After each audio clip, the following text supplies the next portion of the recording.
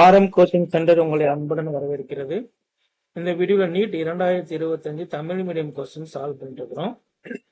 நம்ம தமிழ் மீடியம் மாணவர்களுக்காகவே தமிழ் வழியில் வகுப்புகள் நடத்திட்டு இருக்கிறோம். நம்மளோட சென்டர் திருச்சி தெல்லைநிலை தொடர்ந்து இயங்கிக் கொண்டிருக்கிறது. நம்ம இந்த வருடத்திலிருந்து ஆன்லைன்லயும் இந்த வகுப்புகள் வழங்குகிறோம். வாங்க வீடியோக்குள்ள போகலாம். இந்த கொஸ்டினை பாருங்க. ஒரு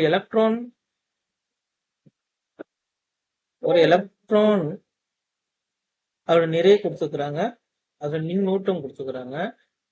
C/100 என்னும் வேகத்தில் இயக்கத்தில் உள்ள போது எலக்ட்ரான நிறைய கொடுத்துட்டாங்க இல்லையா? எலக்ட்ரான் நிறைய 9 × 10⁻⁻31 கிலோகிராம்.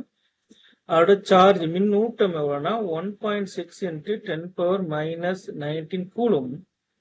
அதோட வெலாசிட்டி திசை வேகம் எவ்வளவு வேகத்துல போனா C/100. இங்க C என்பது ஒளியின் வேகம். C என்பது என்னது? ஒளியின் வேகம். 3 × 10⁸ மீட்டர்/செகண்ட் என்னும் வேகத்தில் இயக்கத்தில் உள்ள போது அதன் இயக்க திசைக்கு செங்குத்தாக உள்ள 9 × 10⁻⁻4t எனும் காந்தப்புலம். இந்த காந்தப்புலம் எப்படி இருக்குன்னா, எலக்ட்ரானின் இயக்க திசைக்கு செங்குத்தாக உள்ளது, காந்தப்புலத்தில் செலுத்தப்படுகிறது. இப்ப நான் காந்தப்புலம் இந்த உள்புறமாக போகுது. இந்த போர்டுக்கு உள்புறமாக காந்தப்புலம் போகுது. நான் என்ன பண்றேன், ஒரு எலக்ட்ரானை இங்க செலுத்துறேன். ஒரு எலக்ட்ரானை செலுத்தும் போது எலக்ட்ரான் வேகம் C/100 இருக்கு. இதான் இப்போதைக்கு கதை. எலக்ட்ரான் அதன் பாதையில் விலகி செல்லாவனம் நாம் சீரான மின்புலம் மற்றும் காந்தப்புலத்தை அளிக்க விரும்புகிறோம் எனில், எலக்ட்ரான் ஒரு காந்த புலத்துல போகும்போது ஒரு வட்டப்பாதையில இயங்கும். அது வட்டப்பாதையில இயங்கக்கூடாது. அது என்ன பண்ணும், நேர்கோட்டுல பயணிக்கணும்னு சொல்றாங்க. இது கண்டிஷன். அப்படி இருக்கும்போது எலக்ட்ரிக் மின்புலத்தின் மதிப்பு என்ன அப்படின்னு கேக்குறாங்க. மின்புலமும் காந்த புலமும் எப்படி இருக்கும்? செங்குத்தா இருக்குமா நேரடியா இருக்குமான்னு கேக்குறாங்க. சரியா? இப்ப எலக்ட்ரான் ஒரு திசை வேகத்துல ஒரு காந்த புலத்துல போகுது. அப்ப காந்த விசை, நிலை காந்த விசை என்ன இருக்கும்? Q × V/B. இந்த Qங்கிறது எலக்ட்ரான் சார்ஜ். சரி, அப்ப இன்னொரு விசை வரணும். என்ன விசை வரணும்? எலக்ட்ரிக் ஃபீல்ட்னால வரக்கூடிய விசை மின்னோட்ட விசை, நிலை மின்னியல் விசை, மின் விசை. அதை நான் எப்படி கொண்டு வர போறேன்னா, மின் புலம் = விசை பை த சார்ஜ். இப்ப இந்த விசை = என்னது? மின் புலம் இன்டு சார்ஜ். இந்த மின் விசையும் காந்த விசையும், மின்புல விசையும் காந்த விசையும் ஈக்குவலாக இருந்துச்சுன்னா இந்த எலக்ட்ரான் நேர்கோட்டில் பயணிக்கும். சரியா? அப்ப நான் மின் விசையும் காந்த விசையும் ஈக்குவல் பண்ணிக்கலாம்.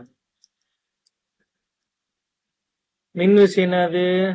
E கிராஸ் கிடையாது, இங்க இன்ட்டு தான் புள்ளி. EQ Q × V/B. இப்ப BQ என்ன கேன்சல் பண்ணிடுறேன். இங்க என்ன இருக்கு? ஈங்கிறது வெக்டரு, விங்கிறது வெக்டரு, பிங்கிறது வெக்டர்.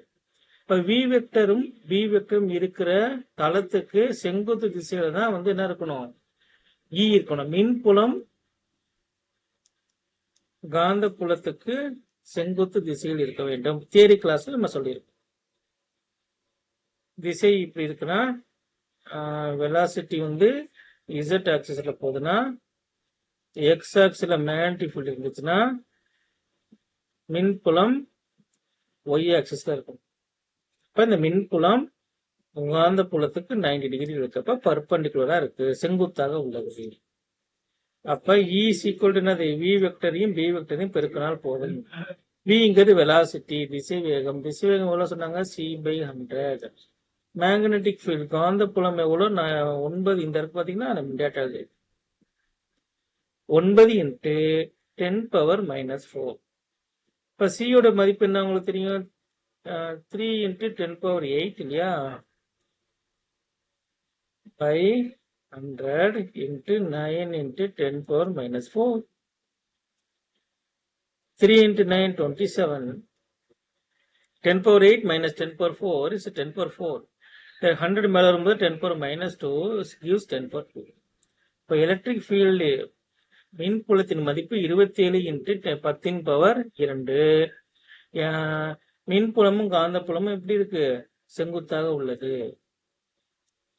மின்புலமும் காந்தப்புலமும் செங்குத்தாக உள்ளது. E என்பது Bக்கு செங்குத்து மற்றும் அதன் மதிப்பு 27 இன்ட்டு 10 பவர் 10 அடுக்கு 2. 1 சரியான விடை.